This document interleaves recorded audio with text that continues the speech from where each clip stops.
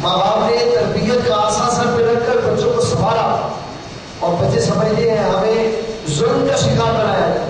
ہمیں خواہشات پوری کرنے کی اجازت نہیں دی گئی، ہم اپنے بچوں کو ہر بات کی اجازت دیں گے۔ اسی نظریے کو پیش نظر رکھتے ہوئے وہ اپنے بچوں کو اچھی اور بری کسی بات سے نہیں روکتے، جو وہ کرتے ہیں وہ کر لیتے ہیں۔ ایسی بات ہے جہاں تک بچوں کی تربیت کا معاملہ ہے، جب تک وہ صحیح کام کرے ان کی حوصلہ افزائی کرو، اور جب وہ غلط کام کرے پھر ان کی ڈانٹ ڈپٹ ماننے کی شریعت میں اجازت نہیں، اور اگر ماننے کی حاجت پیش آئے تو منہ پہ مارنا یہ حرام، منہ پہ مارنا، اور باپ کا کام نہیں ہوتا کہ پہلا تھپڑ ہی منہ پہ مارنا، اس لیے کہ یہ سب سے قریب شے ہے، جبکہ شریعت مطالعہ نے منہ پر مارنے کی اجازت نہیں، منہ پہ مارنے کی اجازت بیٹا ہو یا غیر ہو یا ملازم ہو، منہ پہ مارنے کی شریعت نہیں۔ اور میں نے اپنے دورہ طالب علم میں دیکھا، ہمارا کوئی استاد چاہے وہ مذہب سے تعلق رکھتا ہے یا نہیں، اس نے جب بھی مارا ہے منہ پہ مارا، اس لیے کہ غصے میں انسان پورا ہی دین بھول جاتا ہے، پورا ہی دین بھول جاتا ہے۔ کہ ہمیں دین یہ سکھاتا رہا کہ بچے میں جب غصہ آئے، شاگرد میں جب غصہ آئے تو منہ پہ نہیں مارا، لیکن جب غصہ آیا تو ساری شریعت مارا، سب کچھ بھول گیا، تھپڑ ہی منہ پہ مارا۔ کیا فائدہ ہے ایسے دین کے سیکھنے؟ جب غصہ آئے تب پتہ چلتا ہے انسان کتنا بڑا مومن ہے، غصے میں اس کے ایمان کا پتہ چلتا ہے کہ اس نے اپنی اولاد کے ساتھ سلوک کیسا کرنا ہے، اپنے شاگرد کے ساتھ سلوک کیسا کرنا ہے، اس کے منہ پہ مارنا ہے۔ تو حتی الامکان کوشش کرنی چاہیے اولاد کو نہ مارے،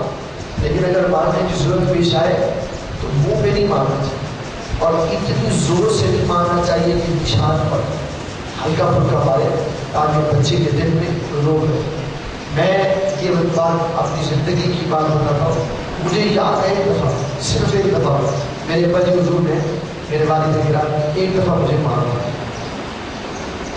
تیسری چوتھی میں کلاس میں پڑھتا تھا، ایک دفعہ انہوں نے مجھے اجازت پڑھی، اس کے بعد آج تک زندگی میں انہوں نے مجھے کبھی نہیں مارا،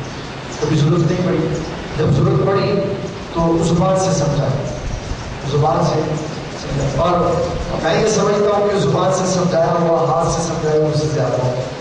جس کے دل میں غیرت موجود ہے نا، جس کی اندر غیرت ایمانی موجود ہے، وہ زبان سے صحیح ہو جاتا ہے، زبان سے صحیح ہو جاتا ہے۔ اور جو گدھا ہے پھر اس کے لیے ڈنڈے کا استعمال کرنا۔ اور ایک پنجابی میں کہاوت ہے، چار آئیاں کتاباں پنجواں آیا ڈنڈا، چار آئیاں کتاباں پنجواں آیا ڈنڈا۔ اور ڈنڈے کے بارے میں مشہور ہے، ڈنڈا پیے بگڑے اور تگڑے ہوتے، جب اولاد پھر نصیحت نہیں مانتی، پھر بات نہیں سنتی تو پھر اس کو ڈنڈے سے سیدھا کرنا پڑتا، اس کے مستقبل کا خیال رکھتے ہوئے کہ کل یہ بگڑ کر قوم کا دشمن کا بنے۔ آج آپ دیکھیں اپنے معاشرے میں غور کریں، ہمارے یہ گرد و نواح میں جھگیوں والے رہتے ہیں، کیا ان میں سے کوئی قوم کا سربراہ بن رہا؟ نہیں، اس لیے کہ سربراہ بننے کے لیے پوری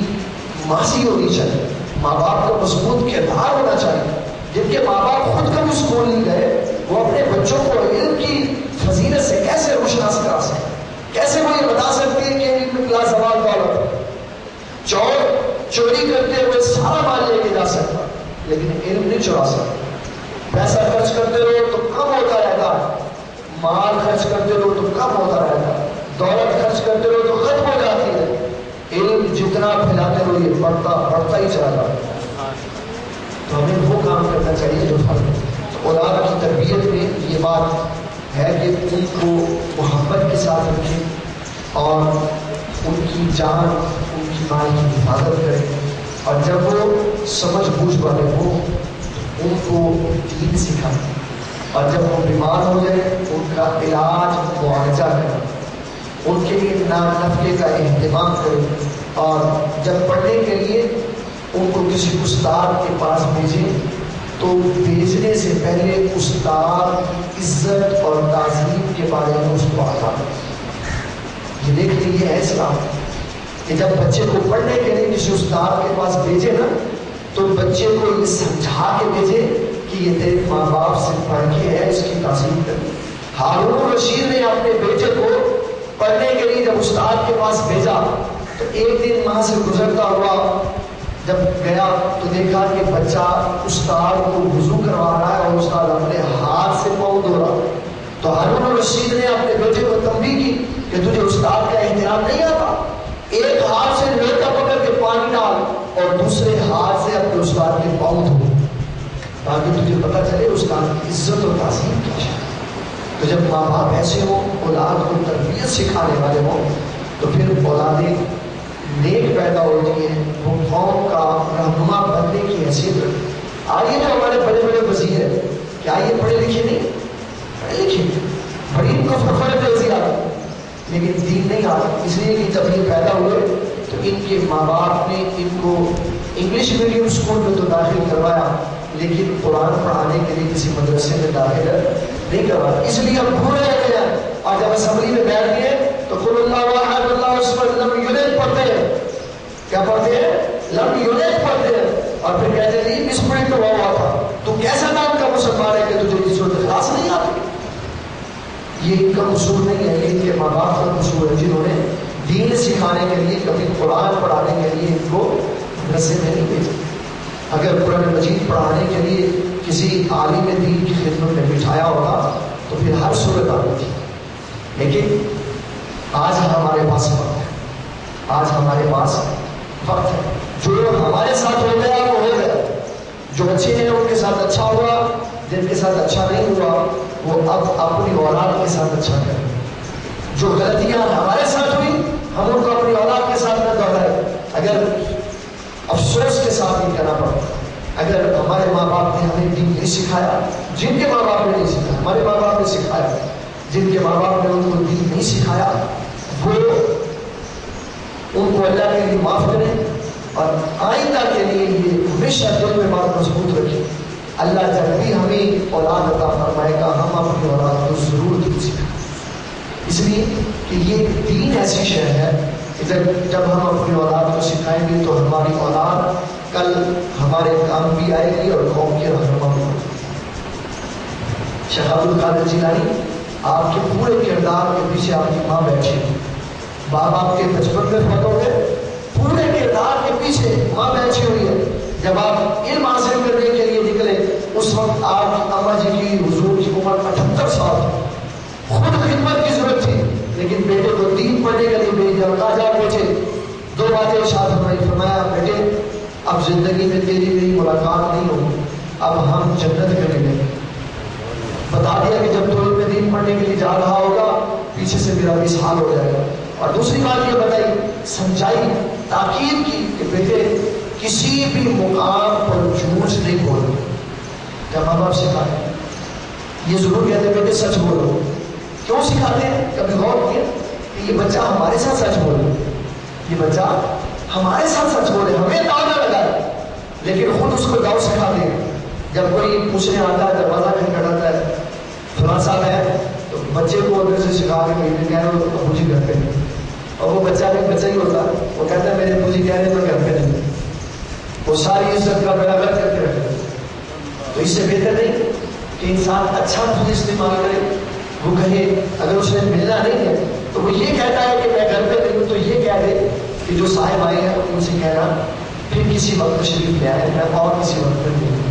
سچ بھی ہو جائے گا اور اولاد کو یہ نصیحت بھی ہو جائے گی کہ ہم نے ہمیشہ سچ بولے۔ ساری کائنات میں انبیاء کے بعد سب سے سچے انسان ابو بکر صدیق، انہوں نے تربیت اولاد میں یہ بات سکھائی کہ انسان موت کے منہ میں بھی کھڑا ہوگا تو جھوٹ نہ بولے۔ جب نبی صلی اللہ علیہ وسلم کے ساتھ ہجرت کر کے جا رہے تھے تو مشرکین نے پکڑ لیے، پوچھا ابو بکر یہ تیرے ساتھ کون ہے؟ اگر کہتے کہ یہ امام الانبیاء ہیں، میں ہجرت کر کے جا رہا ہوں، تو خوف تھا دشمن مجھے اور ان کو نہ نقصان پہنچے۔ اس کے علاوہ کوئی اور بات کہتے تو جھوٹ ہو جاتا، اگر یہ کہتے میں نہیں جانتا ان کو یہ کون ہے، میں نہیں جانتا یہ میرا جا رہے تو یہ جھوٹ ہو جاتا۔ اتنی شاندار بات کی اور ہمیں قانون اور ضابطہ دیا کہ مشکل وقت میں بھی عقل استعمال کرو تو سچ بولا جا سکتا۔ فرمایا یہ وہ ہے جو مجھے راستہ دکھانے والا، یہ وہ ہے جو مجھے، اور نبی ہوتا ہی راستہ دکھانے والا، یہ وہ ہے جو مجھے راستہ دکھانے والے. اتنی شاندار بات کی کہ سچ بھی ہو گیا اور صدیقی سے طاقت بھی والی،